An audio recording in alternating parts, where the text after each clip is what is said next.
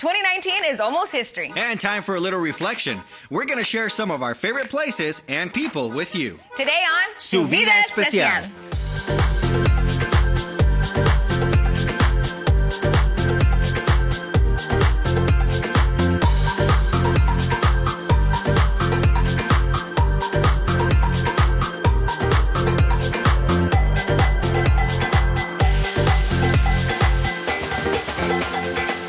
Welcome to Su Vida Especial. I'm J.R. Cardenas. And I'm Vanessa Ramirez. 2020 is almost here, so it's time for out with the old and in with the new. Well, not so fast. We went to a lot of cool places and met a lot of cool people. And I think those stories deserve a second look. We did have a lot of fun. Like when we visited the Rooster, Cogburn, Ostrich Ranch, which was one of my favorites. Well, because you got to make out with the goat and not the goat, like a real goat. Yeah, I'm still waiting for that call. She never called me back. Not surprised, and that's where we met Instagram sensation Smiley, the crazy grinning donkey. Oh, yes. And we reenacted the famous scene from Alfred Hitchcock's movie, The Birds. Is one really on my head, you guys? JR, I can't. I'm not allowed to pet them. Oh my God, I cannot do. Rooster, Cogburn, Ostrich Ranch gets my vote for the most fun place we visited and worthy of a return trip, but maybe without the bird food. Okay, let's go.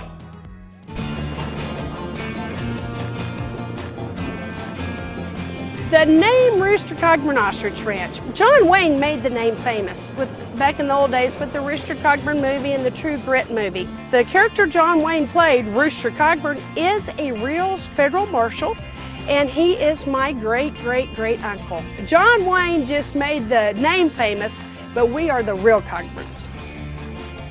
This is definitely not something you're going to find on every street corner. I don't know where else you can get pooped on by rainbow lorikeets, slobbered on by goats. There we go. Nibbled on by miniature donkeys. Feed the bunnies where they nibble on you. Of course, ostrich feeding. You got to get bit by an ostrich because let's face it, that's the best story ever. Get stingrays suck food right out of your hand, then close it all up with a monster truck tour. 1, 2, 3!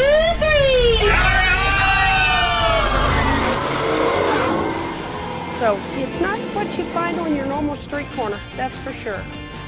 Now we've become known as one of the top 10 roadside attractions in America. Larry, the cable guy, came out and filmed with us, lots of different celebrities. So it's really been a fun thing and a good thing for Arizona.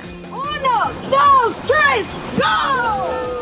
We feel like we are spreading joy. It's a fun place for all ages. Adults come here thinking they're bringing their kids, and then the adults all turn into kids. Everyone gets to come here, and for just a little bit of time, they get to forget their problems. And that's what it's about. We get lots of different languages, and I can tell you one thing, when you're dealing with animals, there's the compassion that comes out in people, and it just brings something special out in people. That is a universal language. You don't have to speak the same language, you get it. And I love that.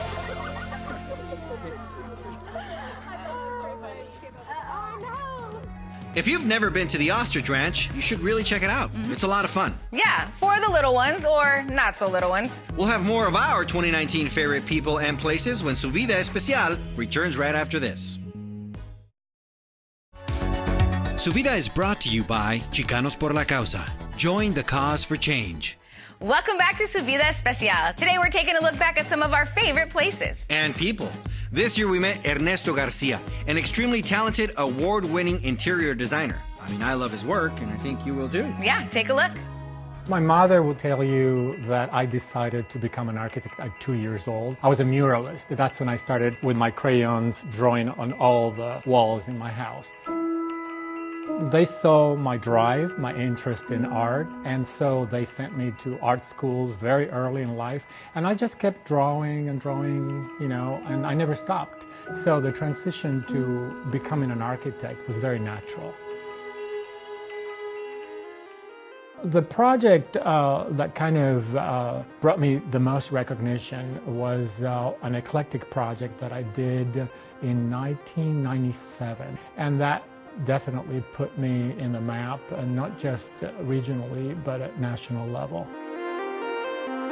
We are working on very large scale new construction, beautiful homes, very large homes above 8,000, 9,000 square feet. A lot of remodel projects as well. We're doing condos downtown by the riverfront as well, penthouses, and I love those. And because they're very challenging urban spaces and they're smaller. We also have done projects and have clients in the Midwest, projects in Minneapolis. We are possibly starting a project we're interviewing right now in Miami for the fall, and we have projects also in Los Angeles. In the past 10 years, I've received 15 awards from the American Society of Interior Designers. Many of them are first places. Many of these awards are also for the furniture that we design, because my studio, with my staff, we customize virtually every item that goes into every room that we design. But so it's more of a teamwork, and some people, and we have a lot of craft people that are very receptive to our ideas and want to work, and they get excited about these things. So with those guys, it's a lot easier to work. There's always a solution for a lot of the ideas. Maybe not as we originally conceived it, but it's achievable. It can be done. And I just love also the attitude that people have towards their homes. Their homes matter. They want to have beautiful homes, places where they can enjoy themselves, their families, entertain friends, family. So there's a value in beauty and comfort, and so I love it. Check our website, ernestogarciadesign.com. We're also in House, one of the most popular websites for residential interiors these days. And look us up under Ernesto Garcia Interior Design. Ernesto creates some beautiful spaces. And speaking of space... Yeah, we did a whole show about it, looking up at the stars, just wondering, what's up there? Anyways, do you believe in aliens? Did you see that video that was posted on YouTube? The one with the alien on the driveway? Yeah. Do you think it was real? I guess they could be real. That alien had some dance moves that were out of this world. That's a good one. Yeah, I know what's up there. E.T. E.T. phone. Yeah, and it's just a matter of time before we find them. Or they find us.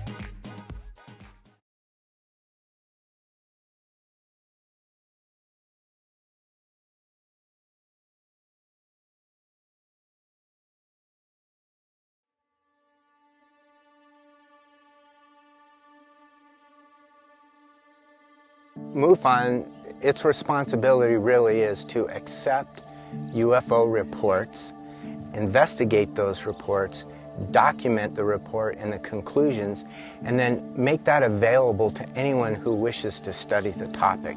In fact, to date, MUFON has in excess of 100,000 cases over that 50-year span. When an individual makes a report, they do it on MUFON.com. Then it's distributed to the correct branch or chapter of MUFON. The goal of the investigator is to try to eliminate all of the possibilities to explain that sighting that are conventional. For example, balloons, or stars, or planets, or aircraft. That probably represents about 85% of UFO reports. However, there's that 15% that you cannot find an explanation for. No one has really achieved the smoking gun, and a live alien or a UFO landed on the White House lawn. We're living in a period of time that is unprecedented in regards to UFOs. Instead of the constant denial and ridiculing, people are being allowed to speak on this. Officials are being allowed to speak on this. And in fact, NASA made a bold proclamation that they expect that we will find evidence of life within the next decade. And this is such a turnaround, 180 degrees from their past position. And of course, they have to be very conservative, right? They're NASA. They are the nation's space program. And they have to make sure that they have evidence to prove what they're saying. And so it's really a big deal that they have made this acknowledgement now. And I think that has gone a long way to help with this disclosure or confirmation movement is because it's okay for us to contemplate now that there is life elsewhere. And of course, it's a big leap to say, well, it's visiting Earth now. They're not ready to go there yet. There's going to have to be absolute smoking gun proof of that. Don't be afraid. And if you've had an experience and you have seen something, I fully encourage you to make a report to MUFON. Go to MUFON.com. No case is too small, too silly. No, we will investigate and take your case very serious. It adds to our body of knowledge and to the historical record.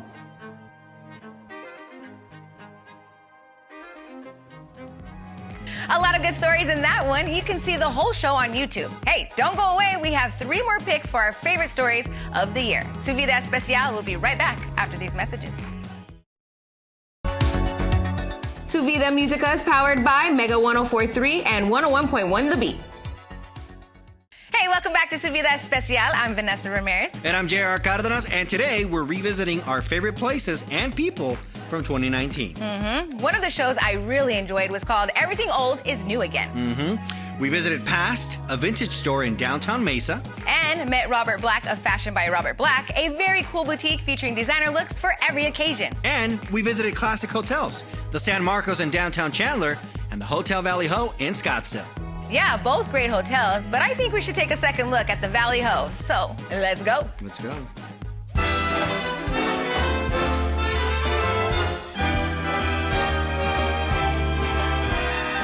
The hotel was built in 1956. It was the brainchild of primarily 3 people that owned and operated the Westward Ho in downtown Phoenix, John Mills and Robert Nevelin Fail. It was a very high-end hotel, very much like it is again today. When you look at the hotel, when you drive up to the hotel, one of the first things you notice are the 300+ pound poured concrete panels, which really gives a hotel, in my opinion, its signature look. Back in 1956, this hotel was a huge draw for big names from Hollywood. Robert Wagner and Natalie Wood had their first wedding reception here. It was a huge Hollywood party. Tony Curtis and Janet Leigh were guests of the hotel. As a matter of fact, Jimmy Durante, he was a frequent guest of the hotel as well. I am sure there were many other Hollywood stars that stayed here because Scottsdale was becoming known as a place to be.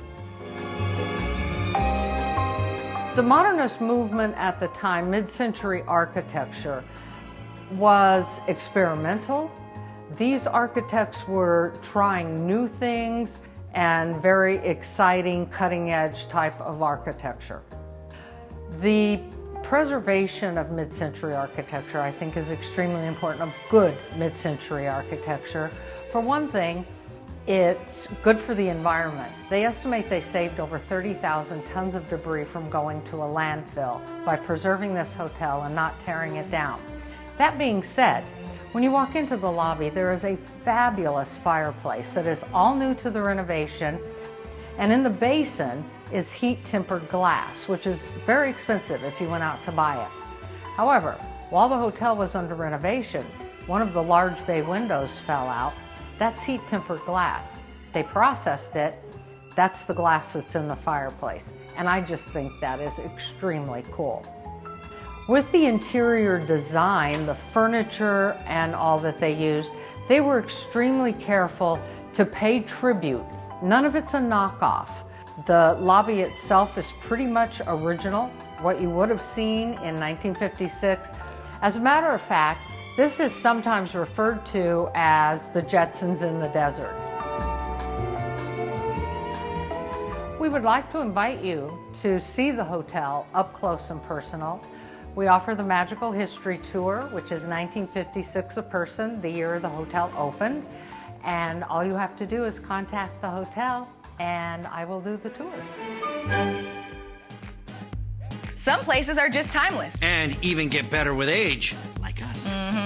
Something else that's timeless is a kid's love of superheroes. And a great story we brought to you this year is about some real-life action heroes doing good deeds. Comic Care to the rescue. Da-da-da.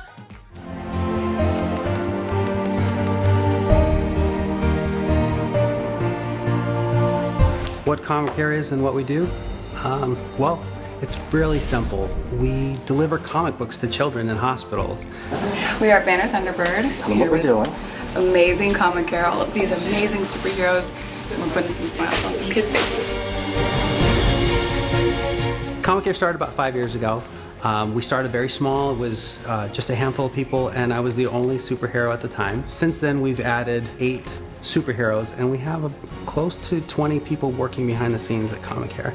People have been so generous to us. They donate their comic book collections, and when I say collections, I mean it. Not just a handful of comics. We have people donating thousands and thousands of comic books to us. We started out with 1 box of comic books, and each child would get a comic book and a sticker 5 years ago. And now we have close to 150,000 comic books in our storage facility. And every time that we get a chance to give those comic books out to children, it's really something that we're really thankful for the opportunity to do it.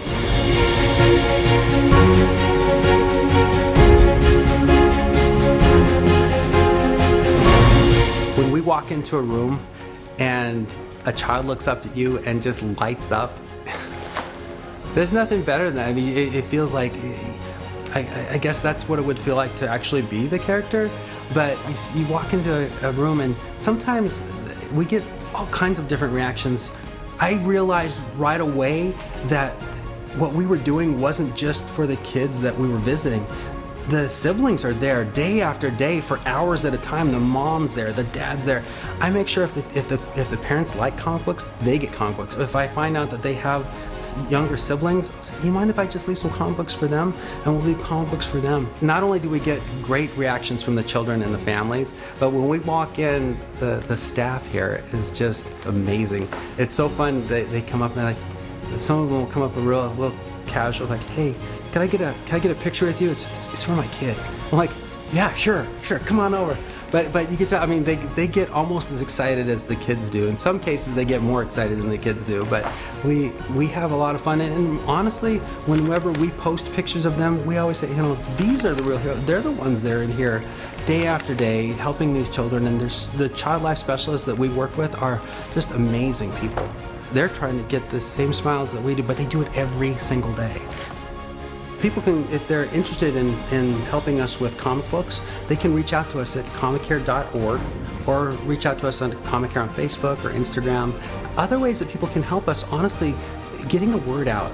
If you know somebody, heaven forbid, has a child that could use a visit, please reach out to us because a word of mouth is how we get most of our visits. Really, if someone really wants to help us, if you see a post, just share it on your page. We really appreciate it.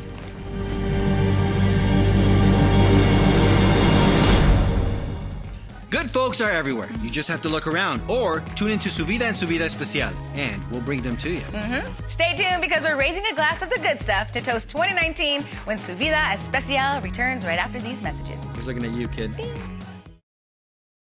Welcome back to Su Vida Especial. During the holidays, a lot of toasting goes on, and I'm not talking about marshmallows. Oh, we drink a toast to the year that was, and we drink a toast to what we hope will be good fortune in the coming year. And if you're looking for the perfect bottle of wine to make that toast, you can't go wrong with something from Pillsbury Winery. A real hidden gem we're happy to share one more time. Hi, well, I'm Sam Pillsbury. I'm the owner of the Pillsbury Wine Company, and we are here about 15 miles south of Wilcox in Cochise County in the middle of the Sulphur Springs Valley. I planted my first vines down here 19 years ago. And one of the jokes that year when I planted 20 acres of Rhone varieties on David Letterman was one of the 10 best ways to lose money was to plant a vineyard in Arizona. And all I could think of was, that's how I got all this land for $400 an acre, suckers. And it's turned out to be a good choice. I grew up in the US, mostly on the East Coast. My family emigrated to New Zealand when I was 13. So I went to high school and college in New Zealand. And then right out of college, I got a job with the New Zealand government making documentaries, which I did for 5 years until I knew I could do everything myself. I started my own film company, And in 1980, I wrote and directed the first New Zealand feature film to get into Cannes. But I got so many work offers that even though I bought some land on Waiheke Island, which is just off the east coast of Auckland, to plant wine grapes, and I still didn't have any idea how to do it, I got moved to the States, and I lived in basically Hollywood for 20 years making movies. And one of the reasons I wound up here in Arizona is I was actually flown to Phoenix from Auckland to shoot a pilot for Universal, and this was 27 years ago. I thought I knew everything in those days, and I tasted a bottle of Chardonnay that was grown in a little vineyard across the road, and I've been drinking Chard for 20 years, and I'd never tasted anything like it. It was astounding. I basically drove down the next day and bought this land and planted these vines. In those days, there was one vineyard in Cochise County. Now 75% of Arizona wine comes from this actual area. It's a terrific. In the last 4 years, in the San Francisco Chronicle, we've got 2 double golds and 2 golds for over 4 years. A double gold means all 5 judges gave it a gold medal. So we're pretty pleased with how this works. In the last 2 years, we've entered 28 wines in the San Francisco Chronicle American Wine Competition. So it's the biggest, toughest, most highly respected wine competition in the United States. It has 7,000 entries. And so far in that competition, we've won a medal for every wine we've entered, including a best of class for our Malvasia, 4 double golds, 4 golds, and 24 silvers.